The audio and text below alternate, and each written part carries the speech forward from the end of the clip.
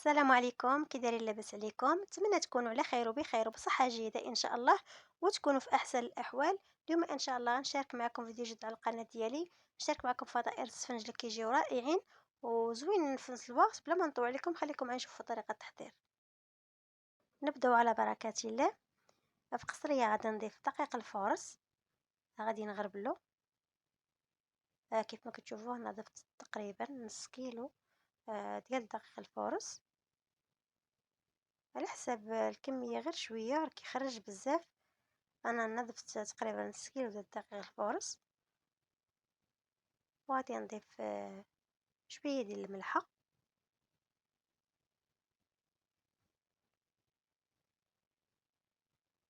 وغادي نضيف الخميرة الفورية، خميرة ديال الخبز،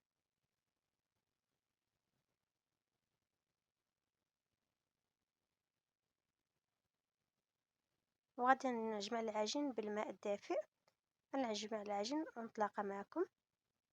ملي جمعت العجينه كيف ما كتشوفوا خليتها قاصحه ما رخفتش من الاول. غادي نبقى ندلك ونرش الماء وندلكها ونرش الماء، يعني شويه بشويه حتى نرخفها، يعني ما رخفش العجينه ديال الشفنج من الاول. غادي نبقى نرش الماء شويه بشويه وندلك باش يجيني الشفنج ناجح وزوين. كما كتشوفوا غنقرش الماء وندلك ونرش الماء وندلك حتى ترخف عليا العجينه. كيف ما كتشوفوا بحال هكا، دائما نرش الماء وندلكها باش الشفنج يجيني ناجح ويجيني زوين. كما قلت لكم ما نطلقوش العجينه في الاول، اللي بغيتو الشفنج يجي يكون زوين ما تطلقوش العجينه في الاول، خليو العجينه قاصحه، ومن بعد بقاو ترشوا الماء شويه بشويه وتخليوها تشرب غير واحد 3 ثواني هكا، وعاودي ثاني ترشي الماء وتدلكيها وترشي الماء حتى تحصلي على واحد العجينه اللي كتكون مطلوقه ديال السفنج. خليكم معايا في الفيديو شوفوا الطريقه كيفاش غادا ندير ليه. صراحه واحد الشفنج كيجي زوين وكيجي رائع وكيجي خفيف وما كيجيش شارب الزيت.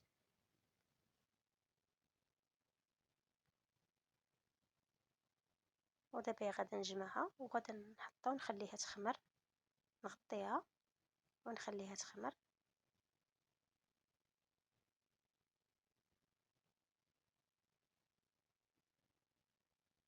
كيف ما كتشوفوا من بعد ما جمعتها كيف حصلت العجين كيف مطلوقه بزاف بهذا الشكل هذا، يعني ما تخافوش منها باش تجي ساهله وتجي زوينه في ملي طيبه في السفنج. ودابا غادي نغطيه وغادي نخليه يخمر حتى يخمر غيضاعف الحجم ديالو. من بعد ما خمر ليا السفنج هذا هو الشكل ديالو. غندير زلافه فيها شويه ديال الزيت وغادي ندهن يديا بالزيت، هو باش غادي نقطع السفنج باش ما يلصقش ليا العجينه في يديا. وغادي نقطعو نشكلو على كويرات على الشكل هذا كما كتشوفوا.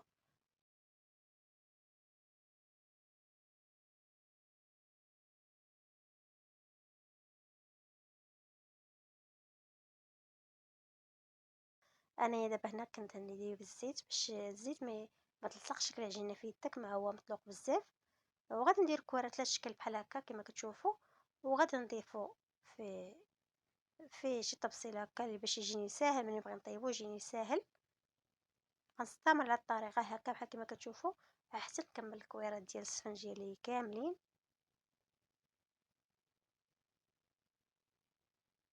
ولي ما مشترك في القناه اشترك عندي في القناه فضلا وليس امرا. ولا عجبكم الفيديو بارطاجيو مع الاحباب ديالكم باش يوصلكم ديما الجديد. كيف ما كتشوفوا بهذا الشكل هكا درت مكويرات، ودابا درت مكويرات ودابا غادي ندوز باش نطيبهم. كيف ما كتشوفوا انا دابا درت مقله فيها غير شويه ديال الزيت والاخرى فيها الزيت كتير. غادي نهز الكوره الاولى غادي نثقب على الشكل هكا من الوسط وغادي نحطها في الزيت اللي انا دايره غير شويه فيه غير باش تطلع لي ديك السفنجه. ومن بعد غنحولها وغنحطها في المقله اللي فيها الزيت. كما كتشوفوا السفناج كتكون عنده ديك المقله كبيره، كيشد المقله كتكون عنده ديما مايله، ديما السفنجه كيحطها الفوق حتى كطلع عاش كيدفعها كتهبط للزيت باش كتجي طالعه. المهم هذه هي السر ديالو اللي كيدير السفناج.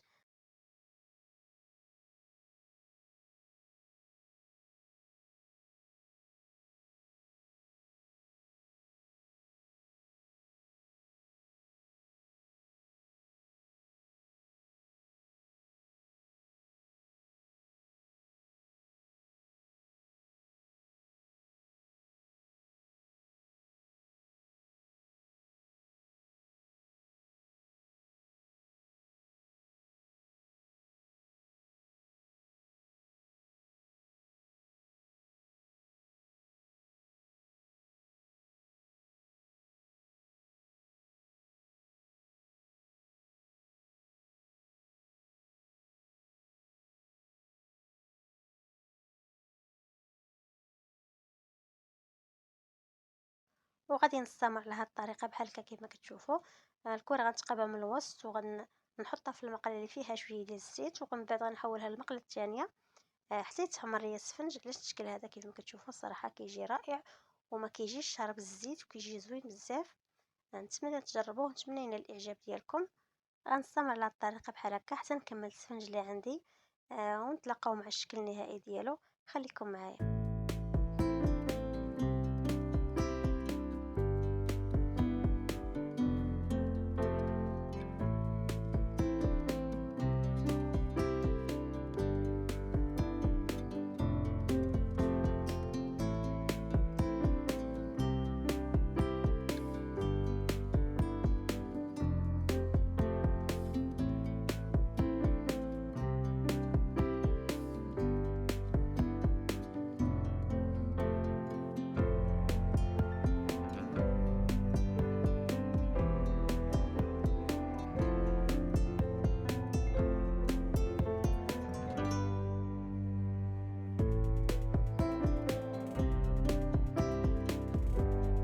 كيف ما كتشوفوا هذه السفنجه الاخرى اللي بقات ليا بعد ما كملته. الصراحه جا رائع، جا زوين بزاف. نتمنى تجربوه وينال الاعجاب ديالكم. كيف ما كتشوفوا ما كيجيش شارب الزيت بزاف. وكيجي زوين وكيجي خفيف. الصراحه يستاهل تجربه، نتمنى تجربوه. هذا هو الفيديو ديال اليوم، نتمنى ينال الاعجاب ديالكم ويكون خفيف على القلوب ديالكم. ما تنسوش تشتركوا في القناه وتبارطاجيو مع الاهل والحباب ديالكم وصلكم ديما الجديد، وتكملوا الفيديو حتى الاخر. تلاقاو ان شاء الله مع وصفه جديده مع فيديو جديد ان شاء الله. وشكرا لكم بزاف بزاف على التعليقات ديالكم دوك زوينين، وشكرا لكم على المتابعه. السلام عليكم.